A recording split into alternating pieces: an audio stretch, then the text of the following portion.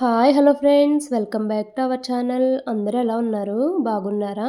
మేమైతే బాగున్నాం. ఈ వీడియోలో నేను బండి దగ్గర తినే ముంత మసాలాని ఎలా తయారు చేసుకోవాలో చూపించబోతున్నాను. ఈ ముంత మసాలా కోసం నేను 2 కప్పుల మరమరాలు తీసుకొని స్టవ్ ఆన్ చేసుకొని ఒక కడాయి పెట్టుకున్నాను. కడాయి బాగా హీట్ అయిన తర్వాత ఈ మరమరాల్ని ఒక 2 నిమిషాల పాటు మీడియం ఫ్లేమ్‌లో వేయించుకున్నాను.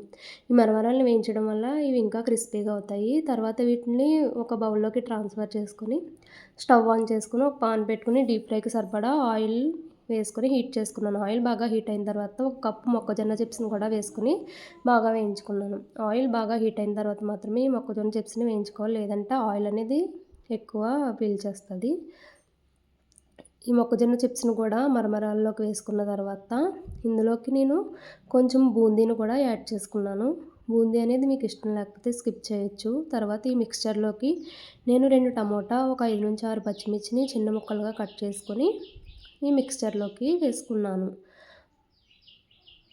మీరు ఉల్లిపాయను కూడా యాడ్ చేసుకోవచ్చు. నేను ఉల్లిపాయని స్కిప్ చేశాను. తర్వాత ఇందులోకి రుచికి సరిపడా సాల్ట్‌ని వేసుకోండి. సాల్ట్ అనేది చూసుకొని వేసుకోండి. ఎందుకంటే మరమరాలనేది కొంచెం ఉప్పగా ఉంటాయి కదా!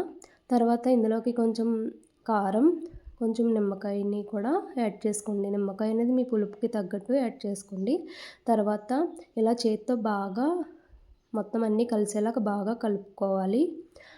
అంతే, బండి దగ్గర అమ్మే ముంత మసాలా రెడీ. ఈ వీడియో మీకు నచ్చినట్లయితే లైక్ చేయండి, షేర్ చేయండి, సబ్స్క్రైబ్ చేసుకోండి.